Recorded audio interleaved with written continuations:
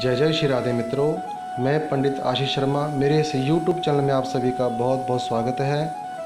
मित्रों, आज हर व्यक्ति का एक प्रश्न है कि प्राय कलयुग में यह देखा जाता है कि जो लोग बहुत पापी हैं, अधर्मी हैं, नास्तिक हैं या फिर गलत कार्य करने वाले हैं, जिनका पूजा पाठ, दान पुण्य, धर्म कर्म से दूर दूर तक कोई नाता नहीं है, जो किसी गलत कार्य को करने से डरते नहीं, पाप कर्म करने से डरते नहीं, तो वह बहुत सुखी हैं और ऐशो आराम से अपना जीवन व्यतीत कर रहे हैं और उनके पास पैसा, धन, सब कुछ उनके पास पर्याप्त है।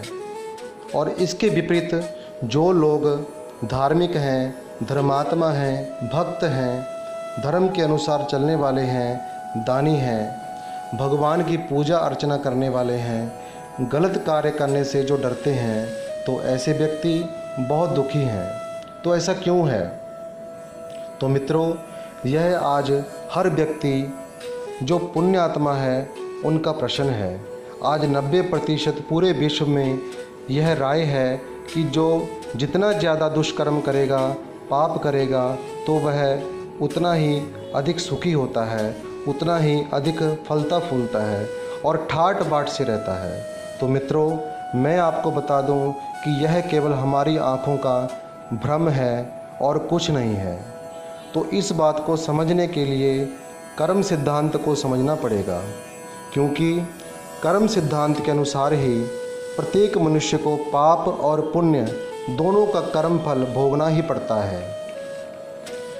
अब देखो, महाभारत में एक सूत्र है, अवश्यमेव भुक्तव्यम कृतम कर्म शुभाशुभम। तो अवश्यमेव मतलब किए हुए कर्म का फल चाहे 100 जन्म बाद भोगना पड़े, तब भी व्यक्ति को भोगना पड़ेगा। और भीष्म पितामह की कथा है एक, कि पूर्व जन्म में वह 112 जन्म पहले एक शिकारी थे और कहीं जा रहे थे, तो उन्होंने एक सर्प अजगर को घायल अवस्था में देखा।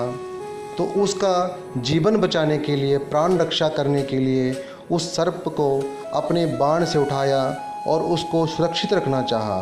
तो गलती से उस सर्प को एक बबूल के कांटे के ऊपर भीष्म पिता ने, जबकि वह शिकारी के रूप में थे, तो एक बबूल के कांटे के ऊपर रख दिया और 56 दिन तक वह सर्प धीरे धीरे वहाँ पड़ा पड़ा मृत्यु को प्राप्त हो गया और उस शिकारी का फिर पुनर्जन्म हो गया।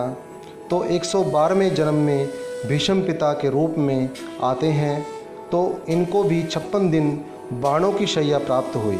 तो कर्म फल भोगना ही पड़ेगा। अब 3 प्रकार के कर्म होते हैं। सबसे पहला संचित, और दूसरा होता है प्रारब्ध, और तीसरा होता है क्रियमाण। सबसे पहले बात करेंगे संचित क्या है। तो संचित का अर्थ होता है जो जन्म जन्मांतर के पाप पुण्य कर्मों का जो फल है, उसे हम संचित कर्म कहते हैं। दूसरे नंबर में आता है प्रारब्ध। तो प्रारब्ध उसे कहते हैं जो संचित का कुछ फल व्यक्ति भोग रहा है, वह प्रारब्ध कहलाता है। जैसे कि पिछले कई जन्मों का कर्म फल व्यक्ति अब प्रारब्ध में भोग रहा है। उसके पास धन है, पैसा है, पापी है, दुराचारी भी है, अधर्मी भी है, यानी वह अपना कर्म फल भोग रहा है और वह उसका कई जन्मों से संचित किया हुआ अच्छा फल है, जो उसे अब बिना भक्ति के, बिना किसी धर्म को माने उसको वह फल मिल रहा है। और हमें लगता है कि ये तो पापी है, फिर भी सब कुछ है इसके पास। तो ये उसके कर्म का फल है मित्रों, जो उसे भोगना है। अब तीसरा होता है क्रियमान।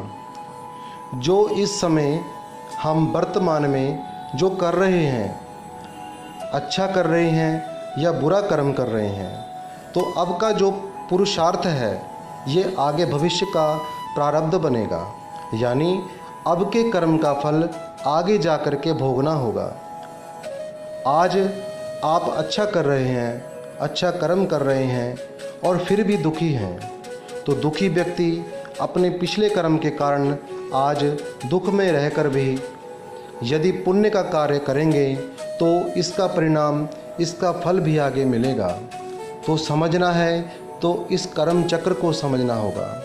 फिर समझ आ जाएगा कि व्यक्ति बुरा कर्म करके भी सुखी क्यों है और पूजा पाठ करके भी दुखी क्यों है। तो चाहे बुरा कर्म आज व्यक्ति कर रहा है, चाहे अच्छा कर्म आज व्यक्ति कर रहा है, हिसाब तो हर एक कर्म का होता है, क्योंकि कर्म प्रधान विश्व रचि राखा, जो जस करहीं सो तस फल चाखा। तो उम्मीद है आपको आज की जानकारी अच्छी लगी होगी मित्रों। तो मेरे इस वीडियो को लाइक ज़रूर करें, शेयर ज़रूर करें और नए दर्शक चैनल को सब्सक्राइब ज़रूर करें। तो इसी के साथ आज की इस जानकारी को, अपनी वाणी को यहीं पे विराम देता हूँ। जय जय श्री राधे।